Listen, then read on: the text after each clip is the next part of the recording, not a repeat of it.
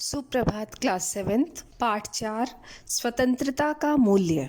बच्चों, स्वतंत्रता का मूल्य पाठ स्वतंत्रता पर आधारित है। स्वतंत्रता के भाव के महत्व को प्रतिपादित करता हुआ ही ये पाठ है। तेनालीराम का नाम सभी ने सुना होगा, है ना। तेनालीराम बहुत बुद्धिमान थे। तेनालीराम या रमन दक्षिण भारत में ऐसे बुद्धिमान व्यक्ति के रूप में आज भी प्रतिष्ठित हैं, जो अपनी कुशाग्र बुद्धि के कारण बड़ी से बड़ी समस्याओं को हल कर देता था। चुटकियों में, मिनटों में हल कर देता था।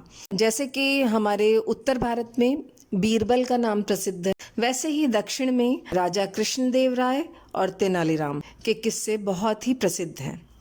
तेनालीराम तुलु वंश के महान शासक कृष्णदेव राय के प्रमुख दरबारी थे। उन्होंने अपनी बुद्धि के बल पर अपने राजा को कई दुष्ट शत्रुओं से अनेक बार बचाया। उनके किस्से भारत के घर घर में आज भी प्रचलित हैं।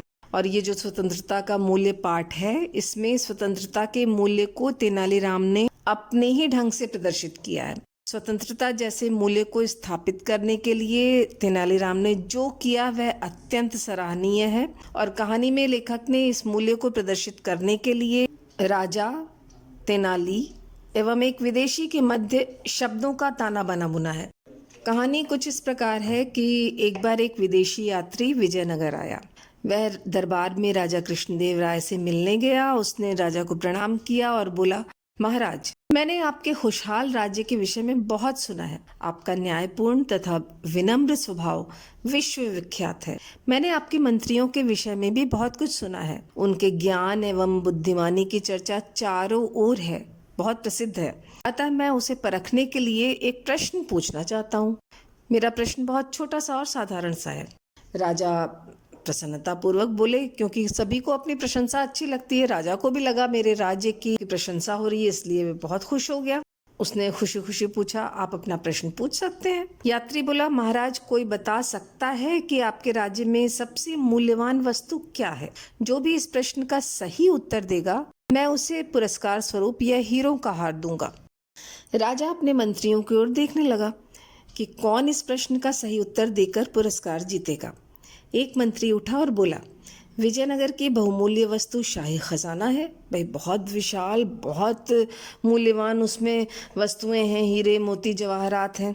दूसरे ने राजा का हीरों से जड़ा मुकुट बताया। तो एक और मंत्री ने महल को सबसे बहुमूल्य वस्तु कहा। सभी ने कुछ न कुछ उत्तर दिया, परंतु तेनालीराम कुछ नहीं बोला। राजा ने तेनालीराम से पूछा, तेनालीराम, तुम इस प्रश्न का उत्तर क्यों नहीं देते? क्या तुम इसका उत्तर नहीं दे सकते? तुम सक्षम नहीं हो इसका उत्तर देने में? तो तेनालीराम ने कहा, महाराज, इस प्रश्न का उत्तर देना मुझे आवश्यक नहीं लगता, इसीलिए मैं चुप रहा। मुझे लगता है कि इस तरह के प्रश्न विजयनगर के राज दरबार के लिए निरर्थक हैं। राज दरबार का समय अमूल्य है और हम सबका कर्तव्य पूरे राज्य के प्रति है। अतः हमें राज दरबार में गंभीर मामलों और अपने देश की समस्याओं के समाधान पर ध्यान केंद्रित करना चाहिए। परंतु यदि अब भी यह अन्य लोगों के उत्तर से संतुष्ट नहीं हुए हैं, तो मेरे पास इसका उत्तर है। तेनालीराम बोले, तुम्हारे पास इस प्रश्न का क्या उत्तर है? राजा ने तेनालीराम की बातों से सहमत होते हुए पूछा। वह यात्री भी तेनालीराम की बातों से प्रभावित हुआ और उसने अपनी गलती स्वीकार करके कहा, महाराज, सचमुच आपके मंत्री विद्वान हैं। मुझे दरबार के कार्य समय में ऐसे प्रश्न नहीं पूछने चाहिए। जब दरबार का समय समाप्त हो जाएगा, तब ऐसी बातें होंगी। यह कहकर यात्री आराम करने के लिए अतिथि गृह चला गया। शाम को जब दरबार का समय समाप्त हो गया और सब इधर उधर की बातें कर रहे थे, तभी यात्री ने अपने प्रश्न का उत्तर तेनालीराम से जानना चाहा।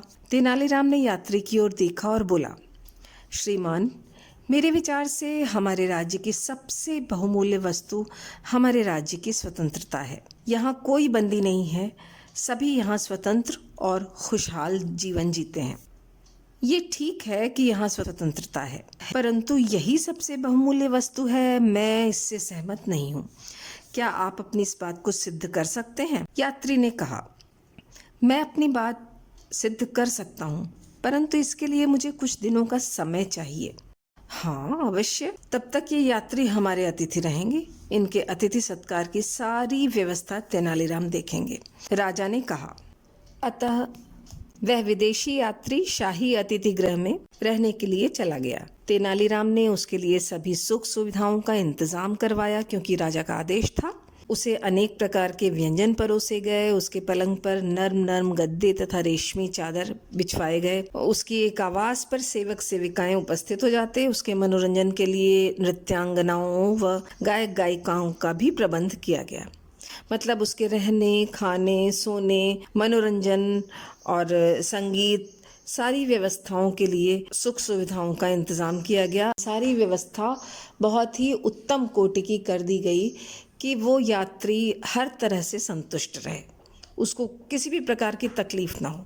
अब आगे क्या होता है, तेनालीराम किस तरह से उसको प्रसन्न करके उसके द्वारा किए गए प्रश्न का उत्तर इस घटनाक्रम में कहाँ निहित है, कैसे वो स्वतंत्रता ही सर्वोत्तम होती है, सबसे ज़्यादा बहुमूल्य है, ये सारी बातें, इन सभी प्रश्नों के उत्तर हम आगे की कहानी में जानेंगे।